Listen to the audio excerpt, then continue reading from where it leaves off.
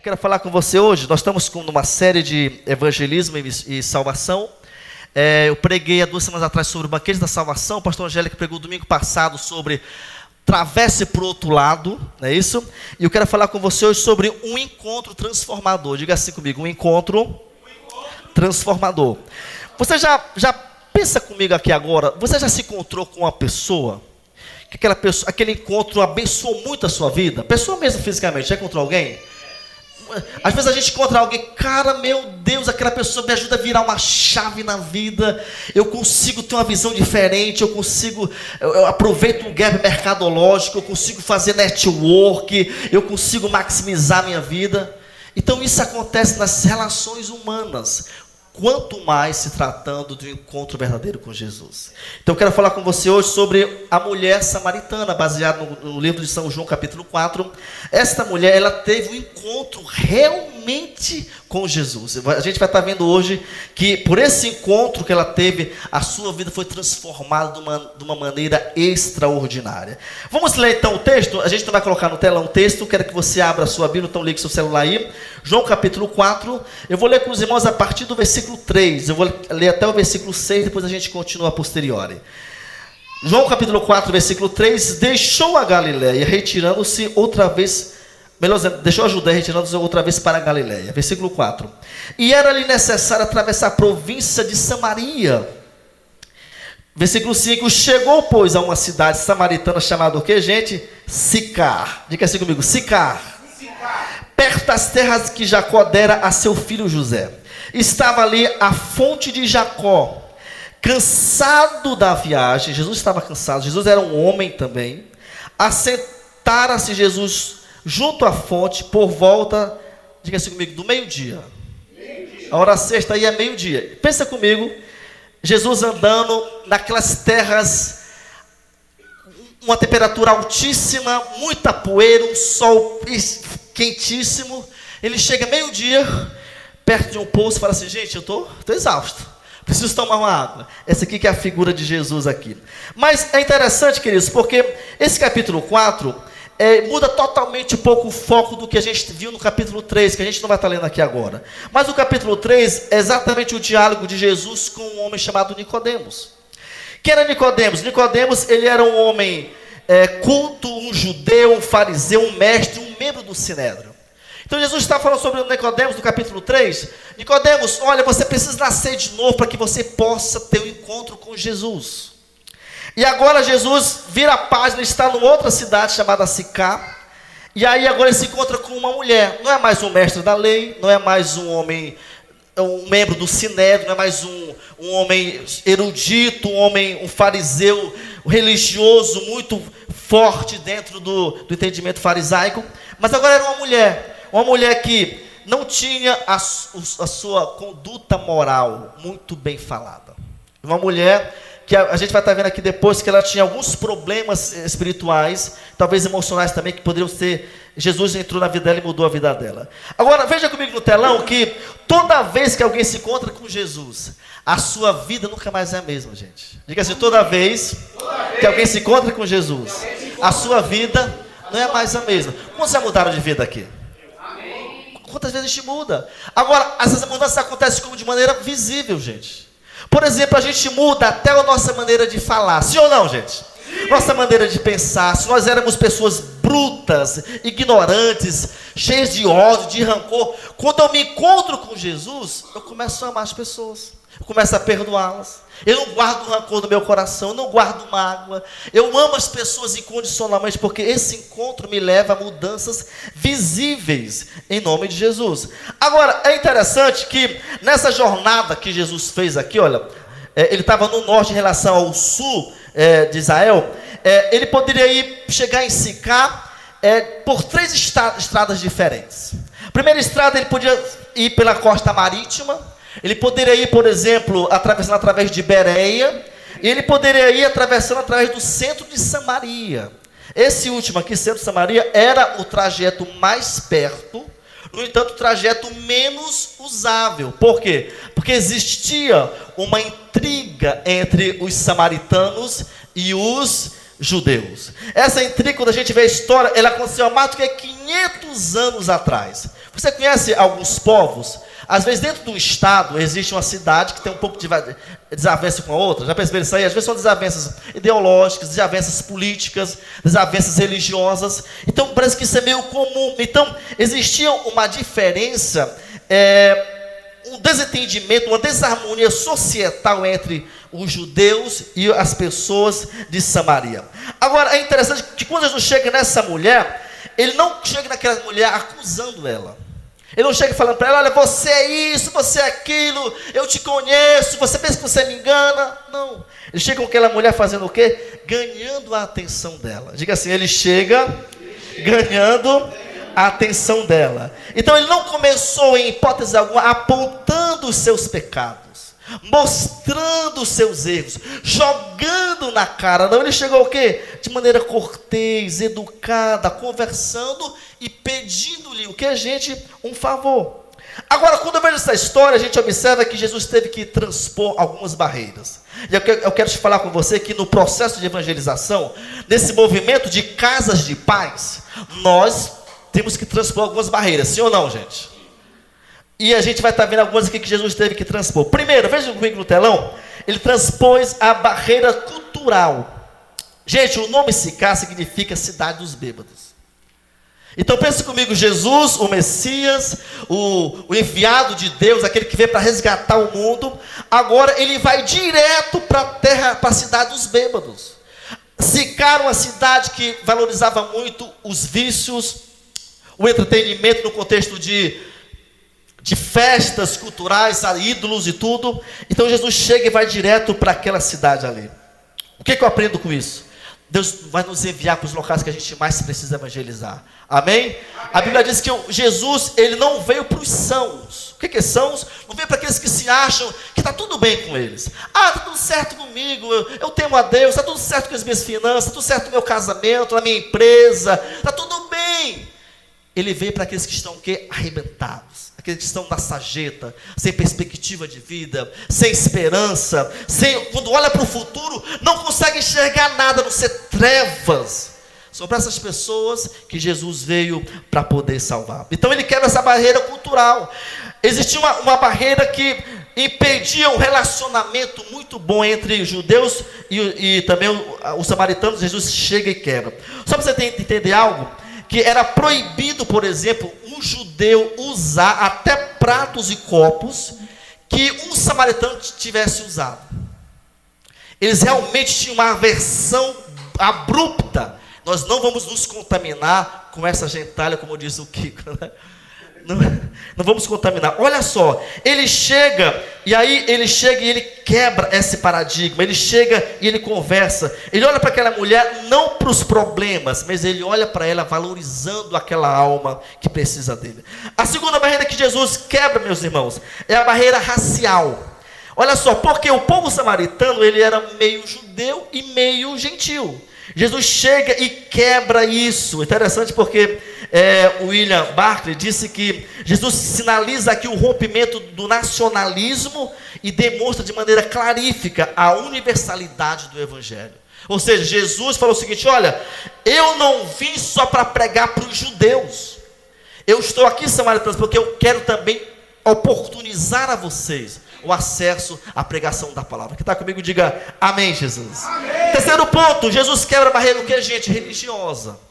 E aí, a separação entre judeus e samaritanos se relacionava também com a apostasia religiosa dos samaritanos. Gente, vamos entender comigo hoje, o que é apostasia?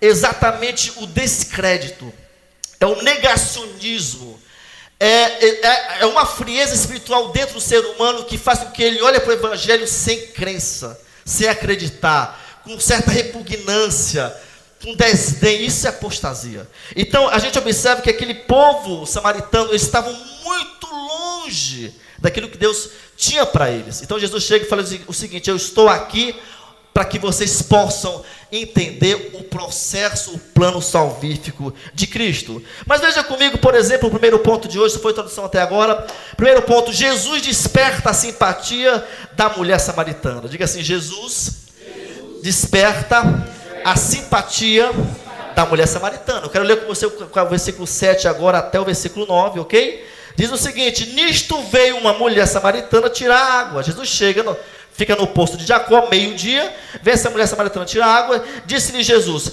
dá-me de beber. Pois seus discípulos tinham ido à cidade para comprar o que, gente? Alimentos. Aí, versículo 9: então lhe disse a mulher samaritana: como sendo tu judeu, pede a beber a mim que sou mulher samaritana? Porque os judeus não se dão com os samaritanos. Jesus chega de maneira muito quieta, muito calma, muito sábia, conquistando o que? A simpatia. É interessante que ele fala o seguinte: dá-me um pouco de água. Eu gosto muito do que o William Hendricks falou. Ele disse o seguinte: que eu posso chegar com uma pessoa e eu posso me aproximar dela através de 2 métodos, segundo Hendricks. Primeiro é fazendo-lhe um favor. Então eu posso ganhar a simpatia da pessoa fazendo um favor para ela, sendo cortês. Por exemplo, nós estamos andando, a gente vai entrar no elevador. Gente, eu aprendi isso, que quando eu for entrar no elevador, nunca eu entro primeiro, seja quem for, eu sempre fico ao lado, eu coloco a mão aqui e falo: não é isso, Andresa? A pessoa pode entrar, tudo bem? Tudo bem? Aí eu entro e fico na minha aqui. Isso é o quê? Fazendo um favor. Como é que eu me aproximo das pessoas? Se eu sou um cristão e eu entro no elevador, papai, a pessoa fala: vixe, que pessoa mais educada. Jesus chega e diz o seguinte: olha, dá-me um pouco de água. Entende? Mas Hennessy falou o seguinte: que eu posso pedir um favor, mas eu também posso o quê? Fazer-lhe um favor. Então eu posso chegar com a pessoa fazendo um favor para ela ou pedindo. Isso são métodos que me aproximam até aquela pessoa. Jesus falou o seguinte: olha, eu tenho que criar um ponto de contato com essa mulher. Então eu vou fazer o que com ela?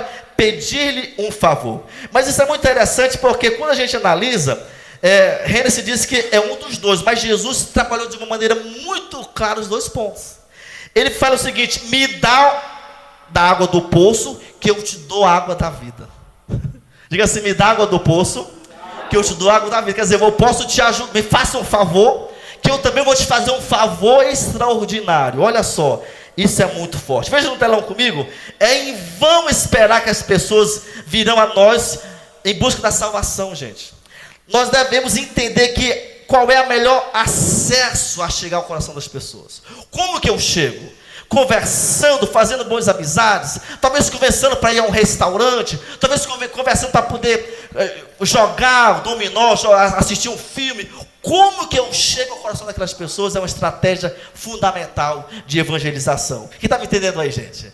Amém? Ponto 2 no telão. Jesus desperta a sua curiosidade. Versículo 10, vamos lá. Veja comigo João 4:10. Replicou-lhe Jesus: se conheceras o dom de Deus, e quem é que te pede, dá-me de beber, tu lhe pedirias o que ele te daria, água viva. Respondeu a mulher: Senhor, tu não tens como tirar a água, e o poço é fundo, onde pois tens água viva?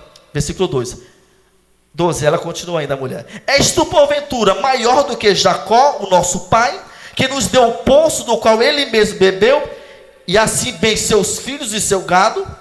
Interessante. Jesus sempre emprega nas suas mensagens, eu acho que ele era um mestre das metáforas, das ilustrações. Ele fala algo, mas as pessoas às vezes não entendem de maneira muito clara. Ele chega, mas ele desperta: como que você vai me dar água? Você está aqui pedindo água para mim, o poço é fundo, você não tem balde, você não tem corda. Como é, que milagre é esse? Que coisa é essa? Me ajuda a entender. Ele gerou nela o que, gente? Uma curiosidade. Vamos para cá, casas de paz. Como é que eu tenho feito? Como é que a gente tem trabalhado? Qual é esse nosso discurso? Irmãos, a gente fala para os nossos amigos: nós estamos passando por muitos problemas no mundo. O mundo está assolado de confusão, de guerra, de tantos desentendimentos. Nós queremos convidar você para a gente falar sobre paz, sobre a importância da gente ter paz. Você abre um ponto de maneira o quê? Para gerar curiosidade no coração da pessoa. Mas é interessante porque ele vai falar aqui, que esse aqui é muito forte, porque ele vai falar do versículo 12. Se conheceres o dom de Deus, diga assim comigo: o dom de Deus.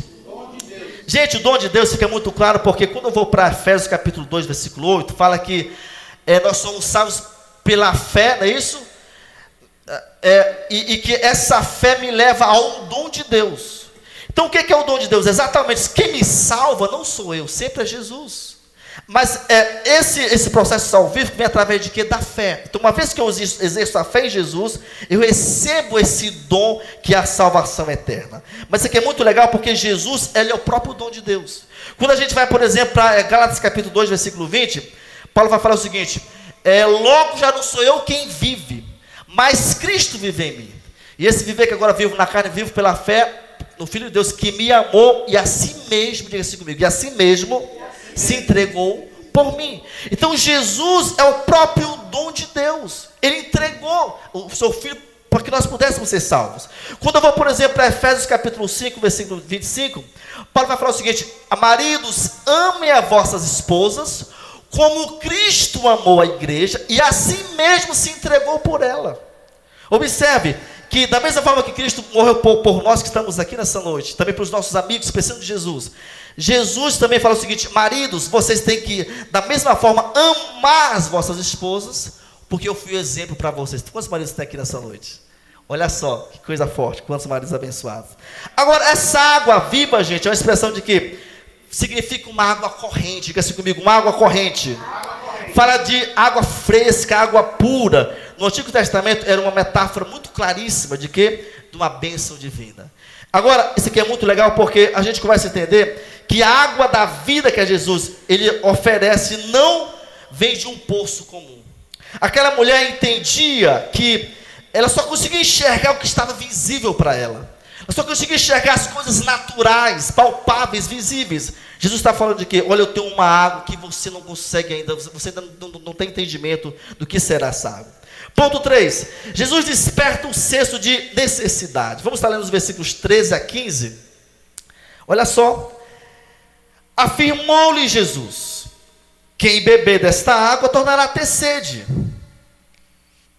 Aquele, porém, que beber da água que eu lhe der, diga assim comigo, nunca mais terá sede. Pelo contrário, a água que eu lhe der, nele será uma fonte a jorrar para a eternidade.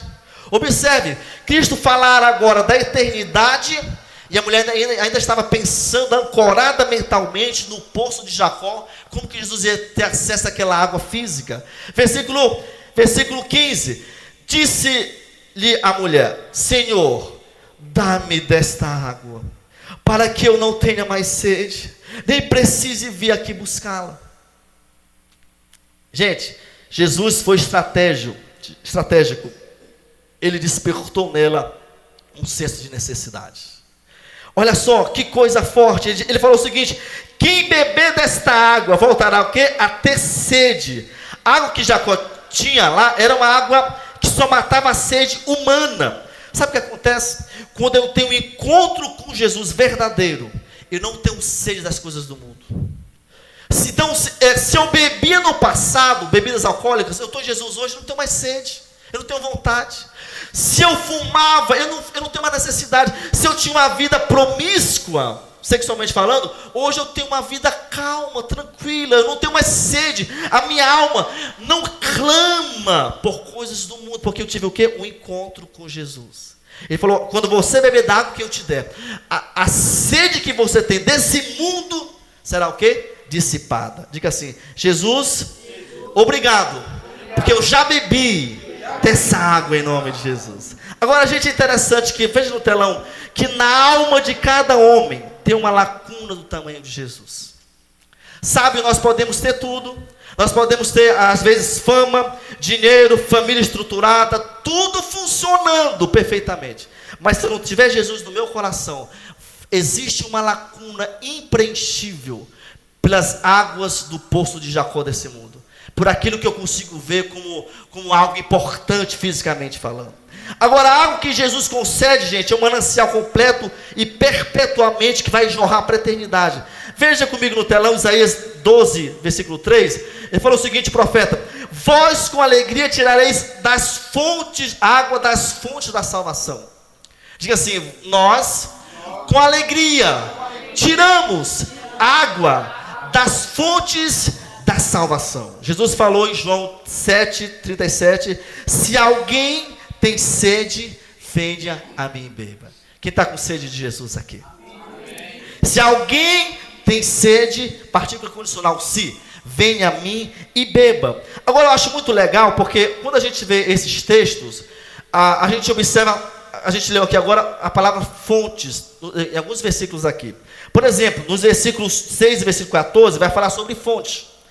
E no grego, porque a Bíblia foi escrita no grego, no Novo Testamento. No grego, a gente vai encontrar nessa passagem duas palavras gregas para designar fonte. A primeira palavra no grego, no versículo 6 e 14, para fonte é peg. Que quer dizer o quê? É como se fosse um olho d'água. Já foi no interior, por exemplo, a gente vê que tem água jorrando direto. Alguém já teve experiência? Jorrando, você pode colocar a mão em cima, jorra sem parar. Então isso é a fonte que fala o versículo 6 e versículo 14. É a palavra grega peg. Mas existe também uma outra palavra grega para fonte, que está no versículo 11 e versículo 12, que a mulher falou o seguinte: como é que você vai tirar a água daqui desse poço, se você não tem cordas? Ela está falando aqui no grego da palavra pirreá, que fala de quê? É como se fosse uma fonte, mas não uma fonte que jorra, uma fonte, uma cisterna, onde constrói-se um recipiente, enche de água. Então aquela água é parada. Aquela água, se não repor, ela vai secar. Quem está me entendendo aqui? Isso é Pierre. Mas a PEG fala de quê? Que vai sempre jorrar. Então, mesmo que a gente tira a água, vai nascer, vai brotar água. Tira a água, ou seja, nunca vai acabar aquela água. O que Jesus está falando? Mulher, você quer me dar a fonte Pirré. Eu quero te dar a fonte PEG. Eu quero te dar a fonte que jorra para a vida eterna. Diga assim: eu declaro que eu estou cheio da fonte da vida eterna. Isso aqui é muito top. Veja comigo, por favor, aqui agora, o ponto 4. Jesus desperta a sua consciência sobre o pecado. Eu acho muito legal. Jesus conversa com essa mulher sobre água, pede água dela, vai falar da água que ele tem para dar para ela, e de uma hora para outra, na língua portuguesa a gente fala isso anacoluto. É uma quebra de raciocínio. Ele muda totalmente o assunto. Ele chega agora no versículo 16, algo muito forte. Ele fala o seguinte: disse-lhe Jesus: vai e chama teu marido, vem cá. Pensa comigo. Estamos falando de água, a mulher está falando água para jorrar água, me dá água, pega água, cadê o recipiente de água? Beleza? Ok, chama teu marido. Olha só, versículo 17. Ao que lhe respondeu a mulher: não tenho marido, replicou Jesus. Bem disseste, não tenho marido. 18. Porque 5 já tiveste, e esse que agora tens contigo não é teu marido. Isso disseste com verdade. Irmãos, ele desperta nessa mulher agora a consciência do pecado. Isso aqui é muito forte. Por quê? Porque ele falou o seguinte: vai e chama o teu marido. Henderson falou o seguinte: essa sede não será completamente despertada a menos que haja dentro de nós um senso de culpa, uma consciência de pecado. Nós não mudaremos as nossas vidas. Jesus não vai mudar as nossas vidas se a gente não tiver o quê? Esse senso de quê? De reconhecimento. Eu preciso arrepender-me dos meus pecados. Só abrindo parece, quando eu vou para Lucas capítulo 3, versículo 3, João vai falar sobre batismo de arrependimento. No 16 ele vai falar sobre batismo nas águas, batismo no Espírito Santo. Antes de chegar no 16, no 3, você precisa arrepender para que você possa ser batizado com águas e com o Espírito Santo. Então ele desperta nessa mulher. Agora, é interessante porque a menção do marido é uma maneira muito clara de lembrar: olha, você tem uma vida desajustada. Vamos pensar aqui juntos? Quantos de nós temos amigos, parentes? Ou talvez quantos de nós estamos aqui nessa noite, você está me assistindo pelo YouTube agora, e você está com a vida desajustada ainda. Jesus está aqui nessa noite, ou então, dependendo do horário que você está assistindo no YouTube, não é para nos acusar, é para dizer: olha, você é um pecador, você é um miserável, um verme. Não, ele está aqui para falar o seguinte: olha, eu sei quem você é, eu sei os percalços que você passa, e eu estou aqui para ser uma ponte entre a sua libertação e a vida eterna. Amém, queridos? Amém. Agora, é muito forte porque, veja comigo no telão, não há salvação sem arrependimento. Nenhum pecador desejará o remédio da graça até que reconheça-se como doente. Em linhas gerais, a não ser os viciados em drogas e remédios, né? Ninguém vai tomar um remédio se não está doente, pelo menos em sã consciência. E tem alguns que até estão bastante doentes e relutam em tomar. Então, como é que eu recebo a graça de Jesus no meu coração? Quando eu reconheço que eu preciso me arrepender. E Jesus vai levar essa mulher agora nessa direção desse arrependimento. Agora é muito legal porque o Warren Wiersbe falou o seguinte, que a única maneira de preparar o solo do coração para a semente do evangelho é ará-lo com a convicção do pecado. Ninguém receberá o evangelho se não reconhecer. Chama o teu marido. Ele colocou o dedo de maneira amorosa na ferida daquela mulher. Chama o teu marido. Mateus Henry disse que este é o método de lidar com as almas. Elas devem primeiro estar cansadas e sobrecarregadas pelo fardo do pecado, e então devem depois ser levadas a Cristo. Isso aqui é muito forte, porque baseado em Mateus capítulo 11, versículos 28 a 30, vai dizer o seguinte: vinde a mim, Jesus falando, todos vocês que estão cansados e sobrecarregados, e eu vos aliviarei. Versículo 29, tomai sobre vós o meu jugo e aprendei de mim, porque sou manso e humilde de coração, e achareis o quê? Descansos para a vossa alma. Foi isso que Mateus Henry está falando aqui. Versículo 30, porque o meu jugo é suave e o meu fardo é leve. O que Jesus fala para a samaritana? Você tem um problema que tem que ser resolvido. E eu estou aqui para poder, esse encontro vai transformar a sua vida.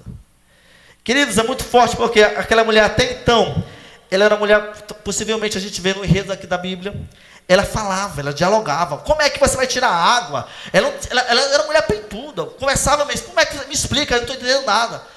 Quando Jesus bate na ferida dela, a gente percebe que ela ficou calada. Ela ficou o quê? Aquilo gerou nela um impacto muito grande. Isso aqui é interessante porque muitas vezes nós da igreja estamos muito discutindo assuntos teológicos e a gente esquece de que o que mais importa muitas vezes é a gente assumir as nossas responsabilidades, os nossos erros e buscar Jesus. Aquela mulher estava falando sobre tantas coisas aleatórias. Quando Jesus confronta ela, ela fica agora sem saber o que fazer. Ponto 5. Jesus desperta a mulher samaritana como, agora o quê? Uma evangelista. Isso aqui é muito forte porque eu quero incentivar. Nós estamos diante de um mês de evangelização em massa. Como eu falei há pouco, 27 pessoas nos visitaram essa semana em nossas casas de paz. Então a gente vai ter muito mais essa semana, em nome de Jesus. Amém ou não, gente? Amém. Vamos buscar 40 essa semana? Amém. Em nome de Jesus. Mas olha só, Jesus desperta nela esse senso de evangelismo.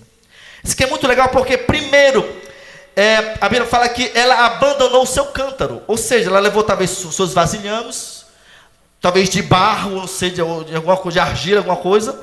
E ela deixou o seu cântaro de lado. O versículo 28 vai falar sobre isso. Veja aqui comigo 28, por favor. Vamos lá, 28. Quanto a mulher, deixou o seu cântaro e foi para a cidade e disse àqueles homens, diga assim comigo, e disse àqueles homens. Quando Jesus chama aquela mulher, que ele fala o problema dela, que ela percebe que Jesus era o enviado de Deus, ela deixa tudo e ela corre atrás das pessoas da sua cidade. Isso aqui é muito forte. Isso aqui é muito legal, porque ela entende que aquela mulher entendeu que Jesus era a água que ela precisava. É a água que ela precisava para poder saciar a sua alma. O segundo ponto interessante é que ela proclama o Messias. Veja comigo, por favor, o versículo 29 agora. Vinde comigo e veja um homem que me disse tudo quanto tenho feito. Será este porventura o Cristo? Ela proclama. Quando ela entende o evangelho, quando ela tem um encontro com Jesus, que realmente ela percebe que Jesus é aquele enviado de Deus, ela começa a conclamar outras pessoas. Olha só, ela foi à cidade, veja comigo no telão, e disse ao povo: vinde, vede um homem que me disse tudo que eu tenho feito. Saíram, pois, da cidade, versículo 30, e foram ao encontro dele.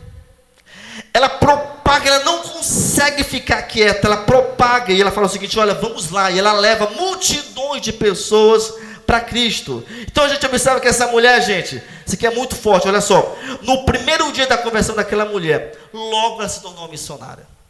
Diga assim comigo, no primeiro dia, ela tornou-se missionária. Olha para mim aqui agora. Quantos anos você está de igreja? Quantas almas você ganhou para Jesus? Se a gente esquecer tudo que eu falei hoje, você vai para casa com essa mensagem. Caramba, quantos anos eu estou na igreja? Quantos eu ganhei? Só isso, eu já atingi o meu objetivo, que o pastor falou agora no Tadel aqui. Uma palavra para poder gerar, só isso aqui. Aquela mulher, no primeiro dia do encontro, deixou tudo. Amigos, vizinhos, colegas de trabalho, familiares, todo mundo. Vamos encontrar com quem? Com Jesus. Isso aqui é muito forte. Veja comigo, por favor. No telão, ela faz uma proclamação pública. No versículo 28 a gente viu isso. Ela deixou e disse, aqueles homens, ela foi falar de maneira muito clara. Gente, isso aqui é muito legal, porque aquela mulher entendeu plenamente o despertar de Jesus para a sua... nessa missão de evangelização. Ela faz um convite veemente, versículo 29. Ela falou, vinde comigo e vede vocês mesmos. Quer dizer, vocês precisam conhecer alguém que eu conheci. Vocês precisam encontrar-se com alguém que eu me encontrei. Esse homem é aquele que nós esperamos há anos. Encontramos esse homem. Olha que coisa forte, que coisa fabulosa. Isso aqui é muito legal, porque me leva a entender que ela faz uma confissão corajosa. Diga assim comigo, ela faz uma confissão corajosa. Sabe que muitas vezes a gente não fala de Jesus? Nós temos medo. E aí é interessante porque Paulo falou em Romanos capítulo 1, versículo 16, não está no telão. Eu não me envergonho do evangelho. Por quê, gente? Porque o evangelho é o poder. Diga assim comigo, poder. No grego é dunamis, que fala de dinamite. O evangelho destrói, derruba as coisas do diabo. Então sabe o que acontece? Muitas vezes a gente estava no mundo e a gente enchia a cara de cachaça. E achava bonito bater foto com a cara de cachaça jogado no chão, cheio de coisas horrendas, terríveis. E eu colocava aqui nas redes sociais, eu me orgulhava. Eu tenho um parente que eu lembro que batiam foto de cerveja no final da tarde de sábado, um monte de latinha e batia ali assim, ó. Acha bonito. E agora eu tenho Jesus no meu coração, que me libertou das drogas, que me libertou do pecado, da mentira, do engano, que mudou minha família, que mudou minha vida. E eu tenho que vergonha de dizer, eu sirvo Jesus. Essa mulher, ela quebra esse tabu. Ela quebra esse tabu. Esse aqui é muito forte, porque é interessante ver o próximo slide. Ela vê um resultado extraordinário. Quando ela convida, versículo 30, saíram, pois, da cidade e foram ao encontro dele. Eu quero profetizar sobre você nessa noite. Levanta sua mão. Eu quero declarar que nós temos esse mesmo espírito missional aqui nessa noite. Amém. Você vai convidar muitas pessoas essa semana. Você vai convidar seus amigos, seus parentes. E você vai chamar muita gente. E você vai ficar surpreso que muitos sairão para se encontrar com Jesus. Em nome, aplauda bem forte ao Senhor. Aleluia, aleluia. Isso aqui é muito forte. Observe comigo. Jesus fica no poço. Fala para os discípulos, vão lá em Sicar comprar pão, comida. Os discípulos todos vão. Mas depois eles voltam. Isso aqui é muito interessante. Eles voltam e eles não voltam com ninguém, gente. Pelo menos o texto é silencioso. O texto me outorga o direito de pensar assim. Voltam só os 12, talvez. Talvez com muitas sacolas de pães, talvez queijo, presunto, leite. Chegamos aqui. Mas a mulher vai... Então foram vários, não trouxeram ninguém. Foi-se uma e trouxe vários. Olha a discrepância aqui. Sabe o que eu entendo? Os discípulos tornaram-se profissionais da religião. Tornaram-se aqueles meros religiosos. Mas aquela mulher tornou-se uma missionária apaixonada. Diga assim, eu sou um missionário apaixonado. Olha para quem está do seu lado e fala assim, você é um missionário apaixonado, viu, Márcio? Você é apaixonado em nome de Jesus, aleluia. Quero fazer menção aqui do meu querido Hamilton, cara, te amo, viu? Que bom você estar aqui, Deus tem coisas grandes para você, em nome de Jesus. Olha só, vamos lá, então gente, ponto 6 e último. A atitude dos samaritanos, versículo 39 a 42, eu quero ler com você. 39 a 42, vamos lá juntos? Olha só, muitos samaritanos daquela cidade creram nele. Diga assim comigo, creram nele. Por que eles creram? Em virtude do testemunho da mulher que anunciara. Gente, ele me disse tudo quanto tenho feito. Como é que as pessoas vão crer? Diga assim, como é que as pessoas vão crer? Quando eu testemunhar de Jesus, meu irmão. Era impossível ficar ser impactada pelo evangelho se aquela mulher não abrisse a boca. É por isso que Jesus fala em Marcos 15:15, olha, vocês têm que pregar o evangelho a toda criatura, vão, pregar o evangelho, vão, façam o discípulo, Mateus 28, porque é preciso abrir a boca. Versículo 40, vindo pois os samaritanos ter com Jesus, pediram que ele permanecesse com eles 2 dias a mais. Coisa forte aqui. Eu quero destacar aqui algumas coisas, a gente vai continuar a leitura já já. Primeiro, em primeiro lugar, a fé dos samaritanos. Nós lemos no versículo 39 que eles creram em Jesus. Como é que as pessoas vão crer? Quando nós falarmos o que? Do amor de Jesus. Paulo vai falar em Romanos capítulo 10, versículo 17. E assim a fé vem pela pregação, e a pregação pela palavra de Cristo. Se eu não exponho as sagradas letras, eles não vão crer. Interessante, quando eu vou para Romanos capítulo 14, vai dizer o seguinte: como é que eles vão crer se não há quem pregue? Se não há quem fale de Jesus?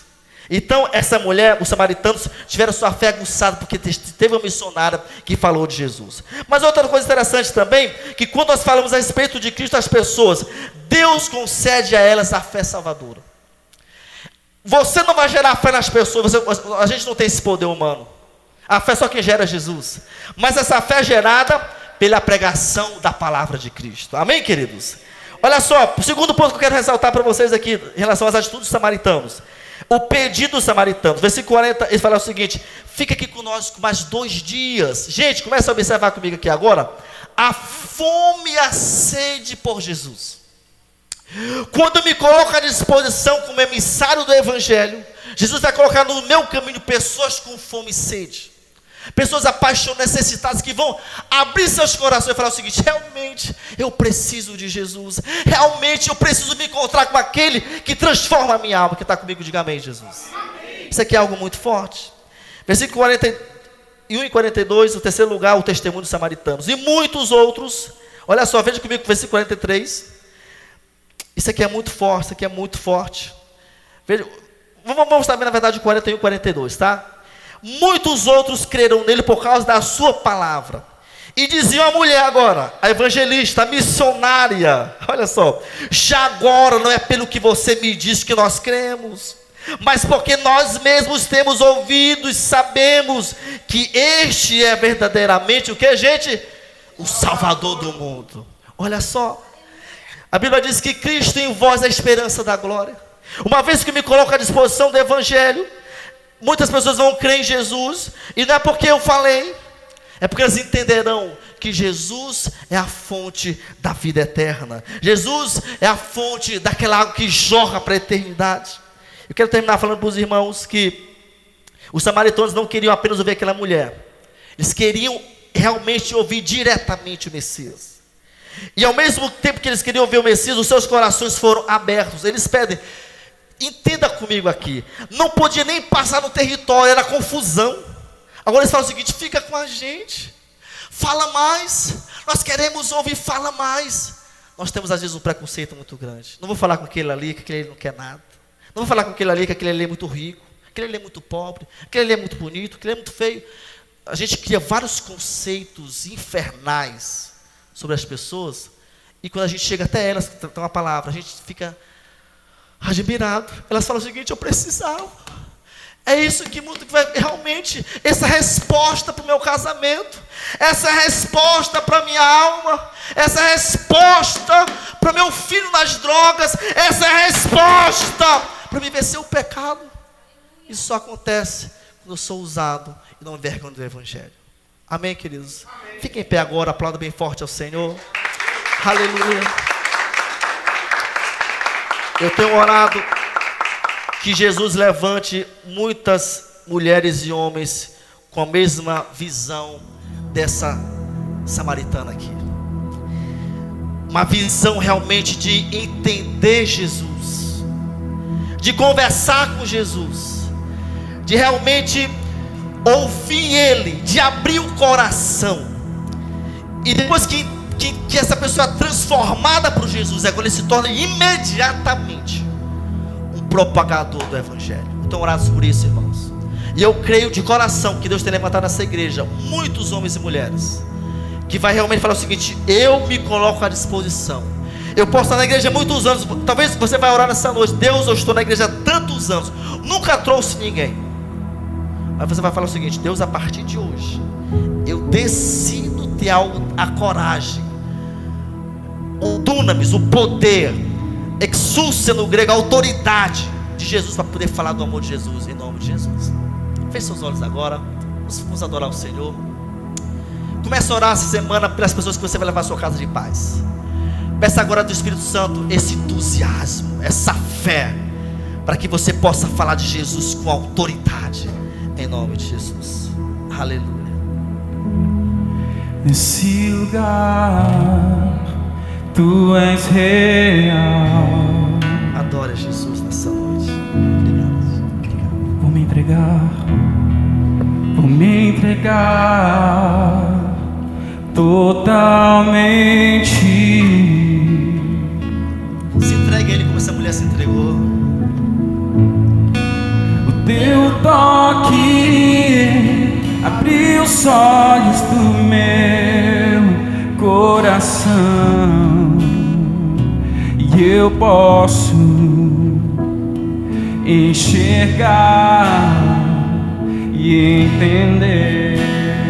Aleluia. Vamos dizer isso: se eu me humilhar diante do Teu altar, aleluia, e sacrificar aquilo que me custa, inclinarás os Teus ouvidos ao meu clamor. Peça a Ele nessa noite um coração missional como aquela mulher, um coração corajoso. Mas vale um dia no centro do Teu querer, que toda a vida sem jamais te conhecer. Tu és minha fonte, minha colheita, minha herança. Vamos dizer mais uma vez: se eu me humilhar diante do Teu altar, e sacrificar aquilo que me custa, inclinarás os Teus ouvidos. Ele está com os ouvidos abertos diante de ao nós meu nessa noite. clamor. Mas vale um dia no centro do Teu querer, que toda a vida sem jamais te conhecer. Tu és minha fonte, minha colheita, minha herança. Aleluia. Da mesma forma que Jesus, naquele poço, mais do que 2000 anos atrás, oportunizou aquela mulher um encontro transformador, que é o tema da mensagem de hoje, um encontro transformador. Nessa noite eu quero abrir esse espaço para alguém que está aqui nesse recinto. Você fala assim: realmente eu estou carregado e sobrecarregado. Você pode olhar talvez para o futuro, para o presente, para o passado.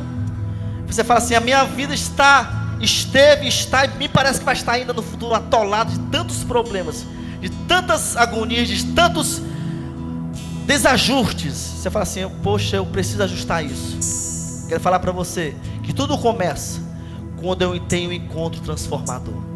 Então, se alguém quer ter esse encontro nessa noite, eu estou aqui embaixo agora para poder abraçar você fazer publicamente a decisão de dizer: Jesus, eu encontrei aquele que me transforma. Eu encontrei aquele que disse quem eu sou, que não me julgou, que não jogou na cara, que não me humilhou, mas que olhou para mim com amor e disse: olha, você precisa mudar a sua vida. Quero orar com você. Alguém quer receber Jesus? Vem aqui na frente agora, em nome de Jesus. Enquanto a gente continua adorando, quero orar por você nessa noite, em nome de Jesus. Oh, a minha fonte, oh, a minha fonte é seu amor. Oh, oh.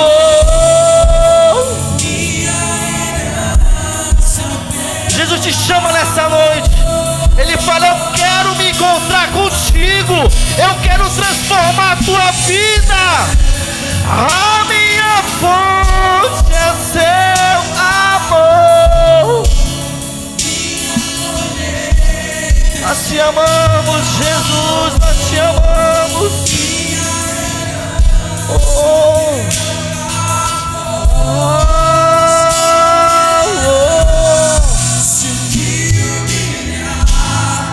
diante do teu altar e sacrificar aquilo que me custar, inclinarás os teus ouvidos ao meu clamor.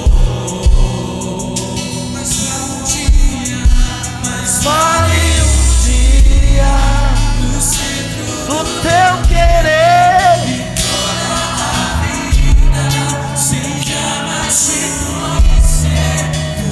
És minha fonte.